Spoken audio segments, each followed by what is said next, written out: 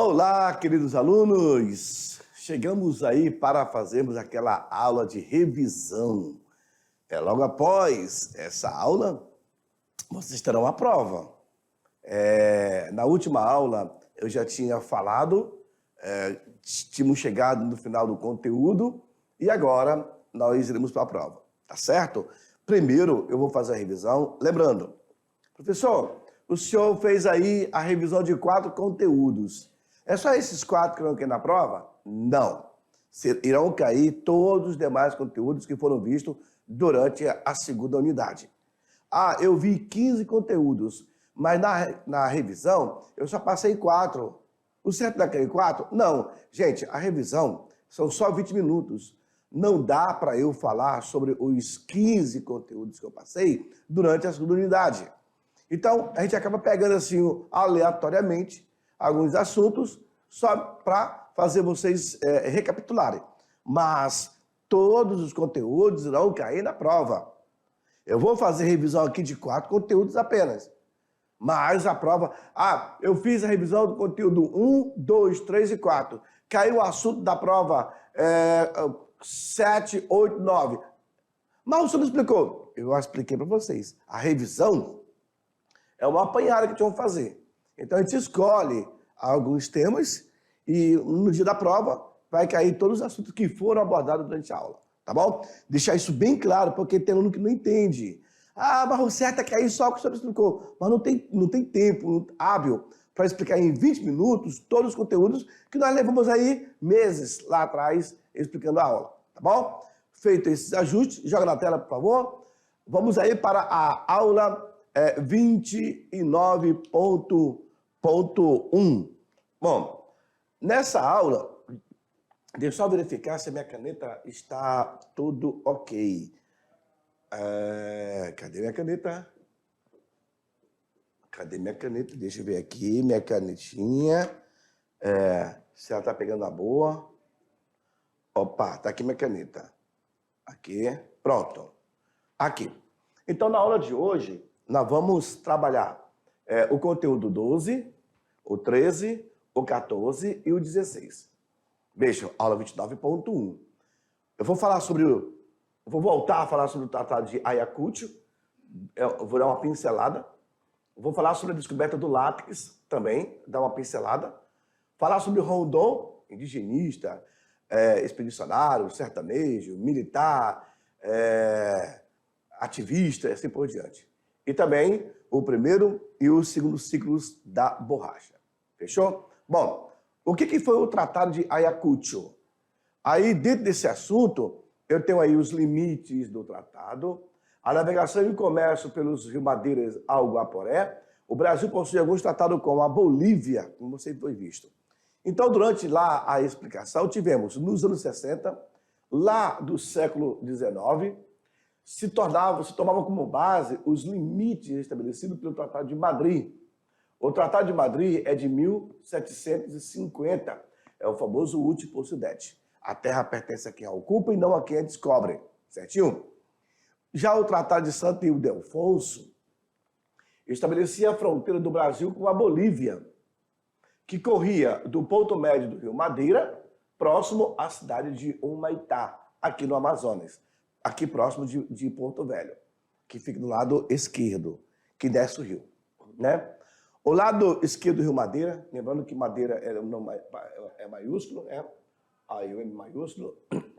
Lembrando que o lado esquerdo do rio Madeira, até Humaitá, pertencia à Bolívia, incluindo aí parte do Amazonas e também do Acre. Então, se você analisar, para quem desce o rio, eu estou descendo o rio, eu estou a favor da correnteza, eu não estou contra a correnteza. Então, a correnteza está me levando. Você faz a leitura assim. Conforme a correnteza te leva, aí você tem a tua localização, lado direito e lado esquerdo. Humaitá, então, de Humaitá até boa parte pertencia à Bolívia. Isso através do Tratado de Ayacucho, Tratado de Amizade. O Tratado de Ayacucho é de 1867, viu? O Tratado de Madrid é de 1750. Então, eles vão reformular a fronteira. Em 1903, nós teremos a criação do Tratado de Petrópolis, que já vai alterar o Tratado de Ayacucho. Então, todo o lado esquerdo, de Humaitá até Vila Bela, pertencia à Bolívia. E depois eles vão perder. Coloquei também nessa lâmina imagens de algumas embarcações a vapores. A borracha. O interesse internacional pelo látex se deu em meados do século XIX. Ainda não havia sido descoberto a nascente do rio Javari, não se sabendo onde devia situar-se aquela linha de fronteira. Tudo isso era uma incógnita, né? Aí, ó, a região do Rio Madeira era praticamente despovoado em ambos os países, tanto do lado brasileiro como também do lado boliviano. Essa região. Essa imagem que vocês estão vendo é ali em Santo Antônio, quando, olha, as embarcações vinham assim, ó, lotadas de mercadorias. Aí, provavelmente, eles estão descendo o Rio Madeira, ou estão subindo. Aí, olha só, teria que tirar toda a mercadoria para ultrapassar ali a correnteza, a queda d'água ou a cachoeira e depois seguir viagem. E isso também levando a canoa ou então a embarcação. Mas era assim. Ó, embarcações essas lotadas, gente. Lotada, lotada, lotada. Vocês imaginem que era assim que funcionava os caras vindo lá do Beni e do Madre de Deus. Descia o Beni e Madre de Deus, acabavam desaguando ali no Mamoré, que depois vinha para o Madeira e ia para o Atlântico. Olha que legal. Da mesma forma que eles vinham lotado de mercadorias, eles também subiam lotado de mercadorias. E olha só, um dado interessante. Geralmente essas expedições eram acompanhadas aí de 50, 90 até 180 embarcações. Desse porte aí, ó, canoões. Eles falam batelões naquela época, né? O Tratado de Ayacucho, aí ele vai de 1867. Esse tratado, ele também é conhecido como Tratado de Amizade, Limites e Navegação. Comércio entre o Brasil e a Bolívia. Esse acordo ele foi celebrado entre esses dois países. Ele também é conhecido como Tratado de Munhoz Neto. Por quê? Leva-se o sobrenome dos ministros que representavam esses países. Mariano Donato Munhoz, que era ministro exterior da Bolívia, e Felipe Lopes Neto, que foi um enviado extraordinário, ministro plenipotenciário do Brasil, para poder fazer esse levantamento. E aí se deu a declaração do acordo do Tratado de Ayacucho. O Tratado de Ayacucho contém 30 artigos, certinho? 1, declara paz entre as partes contratantes. 2, fala sobre limite. 8, fala sobre tradições. E 16, fala sobre o comércio e navegação pelos rios. O detalhe, tá? Só podia navegar pelos rios Madeira e Mamoré, através desse acordo, somente as embarcações autorizadas ou pelo Brasil ou pela Bolívia. Não podia entrar outra embarcação com outra bandeira. Era impedido. Esses artigos evidenciam os temores e cuidados de governo imperial com relação à liberdade de navegação boliviana pelo Rio Madeira. Naquela época era muito comum os navegantes europeus, pesquisadores, naturalistas, adentrarem pelos rios amazônicos. Era preciso ter um controle. E quem dava esse controle era tanto a Bolívia quanto o Brasil. Se tivesse autorização, tudo bem. Mas mesmo assim, era complicado. A Bolívia autorizou uma embarcação de bandeira inglesa, de bandeira alemã. Aí o Brasil, quando ia checar se de fato existia essa declaração. A próxima aula foi a descoberta do látex. A Eve, nome dado pelos nativos, Fresnel e Lacodamine, é ele que vai iniciar o processo de liquefação. E a borracha, ela acaba entrando, a partir de 1824, na economia do Amazonas. Passou a fazer parte, então, do processo econômico. Há quem afirme que o látex ele vem bem antes de Cristo. O seu uso é bem antes de Cristo. Os astecas, por exemplo, utilizavam para a pintura de murais. E olha só que interessante, um desses murais se encontra hoje no Museu Nacional do México. Aí você vê como eles preparavam, como é que eles faziam isso. Tinha toda uma técnica.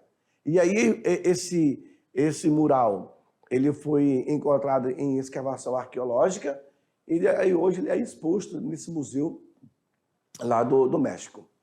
Cristóvão Colombo ele já teria visto o uso da borracha no Haiti, em forma de bola, sabia? Quando os nativos eles pegavam e jogavam entre si, ela saía saltando. E aqui vocês estão vendo, parece tartaruga, né? Tracajá, bicho de casca, mas não.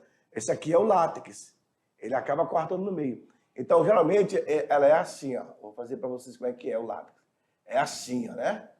Aí eles pegam, eles cortam no meio. Aí fica assim, ó. Para quê? Para ela entrar na máquina e fazer o processo.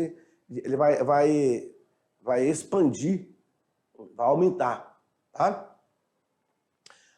Em 1736, foi o ano em que a Europa tomou conhecimento do produto pelo naturalista francês Marie de la Condamine, que estava aqui fazendo pesquisa, acaba descobrindo. E aí atrás vocês estão vendo os astecas, eles brincando com a bola. Aqui é a bola, aqui é a bola. La Condamine se encontrava no Equador quando enviou aos cientistas de Paris uma semente da évia, nome dado pelos nativos. Os maias chamavam de caoutchouc, a goma que tornava impermeável o que fosse coberto por aquela resina. Aí teve todo um processo de descoberta, né? Em relação a teste e tudo mais. Fresnel, amigo de Maria de la Condamine, é ele que vai iniciar uma série de testes visando a liquefação da goma coagulada, tendo conseguido depois de 20 anos de pesquisa. Viu aí? Foi fácil não. Ao ser enviado para a Europa, o produto chegava todo coagulado. Para quem é do interior aí, para quem conhece, para quem já viu o leite coalhado, era daquela forma que chegava o leite da seringa. Então era necessário fazer algum mecanismo para poder ter uma resistência. No século XIX, Charles Goodyear, é ele que vai descobrir a fórmula que a tornava resistente a altas e baixa temperatura. Você tira pelo pneu do carro. Você sai daqui para o Rio de Janeiro, mesmo estando em alta temperatura, de tanto rodar no asfalto, ele permanece resistente. E em baixa ou alta temperatura, ele permanece com a consistência, não dissolve. A borracha da economia começa a influenciar na economia do Amazonas, cuja sede era Belém. Em Belém, por exemplo, desde 1824 a 25, a borracha era incluída na pauta aduaneira, em arroba, 15 quilos. O preço era de 4.500 contos de réis. Arroba, viu? A borracha era submetida a elevar a temperatura com enxofre, a fim de torná-la insensível ao calor, ao frio, impermeável, sem perder a flexibilidade. E aí você está vendo aí o seringueiro no processo de fabricação da borracha. Aqui embaixo ele faz como é que dá o nome disso aqui, rapaz? Que eles... É tipo uma... pelota o nome da borracha. Eles fazem uma caieira. Toca o fogo aqui embaixo, coloca a lenha aqui embaixo, joga enxofre e aí sai essa fumaça. Aí eles derramam o líquido aqui em cima e esse líquido pega na madeira e aí vai indo. Ó. Aí fica esse tamanho aqui. Ó. É um processo lento, tá? Primeiro ciclo da borracha. O primeiro ciclo vai de 1872 até 1914, início da Primeira Guerra Mundial. Alguns falam que vai até 1912. Esse ciclo nós chamamos de o ciclo dos índios omáguas, tá? Que inclusive em 1903 temos aí a criação do Tratado de Petrópolis e a anexação do Acre ao Brasil. Nesse processo temos as casas aviadoras e as casas exportadoras, elas que vão ter o subsídio, elas que vão ter o controle dessa produção. As casas nacionais e internacionais. As internacionais é que mandam o preço do produto. Já o segundo ciclo da borracha vai ser destinado aos nordestinos, que vai de 39 até 45. Em 39, nós temos o Acordo de Washington, que é criado pelos Estados Unidos com o Brasil, e também temos a CENTA, que vai ser criado. Para vocês observarem, eu coloquei aqui algumas datas, a de 1877 e a de 1779, com as primeiras secas que tivemos no Nordeste. Acaba que esse povo vem para a Amazônia no intuito de ter trabalho e ganhar um dinheirinho para poder ter o seu sustento.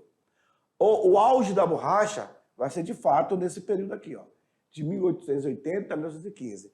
Lembrando que em 1880, nós estamos aqui já afindando o século XIX. É quando começa a aparecer o automobilismo. Em 1854, surge aí o primeiro carro no mundo, a combustão. Aí, só que a roda dele não tinha borracha. Depois surge a borracha e a coisa vai andando. Houve a penetração dos rios amazônicos, houve a conquista do Acre e o Tratado de Petrópolis no segundo ciclo, no primeiro e segundo ciclo. Paralelo a isso, tivemos a lei telegráfica, Ariquemes de Paraná e Costa Max serão grandes seringais que irão surgir mediante a descoberta do látex. Houve a migração de coletores nordestinos que virão para os seringais e o desenvolvimento econômico da região norte. Aí eu tenho Pará, Amazonas, Acre e o futuro território federal do Guaporé. Houve desmembramento do Mato Grosso e Amazonas, o trabalho extrativista, as colônias que serão criadas, Iata e Candeias principalmente. Ao mesmo tempo vai haver o enfraquecimento da borracha, decaídas dos seringais e a invasão dos seringais bolivianos. Tudo isso em consequência. Houve o Tratado de Petrópolis, a conquista do Acre, a linha telegráfica, Ariquemes, isso aqui já falei lá na frente. Por último, temos Rondon. Rondon, que nasceu em 30 de abril de 1835, em Santana em Mimoso, que pertence a Santana de VG. Aqui temos a frase dele: o homem cansa de trabalhar, cansa de viver, mas não cansa de amar, só amor constrói. Foi educado por seus familiares, aos 16 anos se diplomou em professor magistério no Liceu Cuiabano, mas vai exercer o cargo de militar. Aceitou o prazo do Rio de Janeiro, e aí Rondon, que vai ser um grande militar, senhores. Explorou a zoologia, a botânica, a etnografia, assim por diante. Tá bom? Bom, esses 20 minutos aí foi uma revisão muito rápida, eu sei.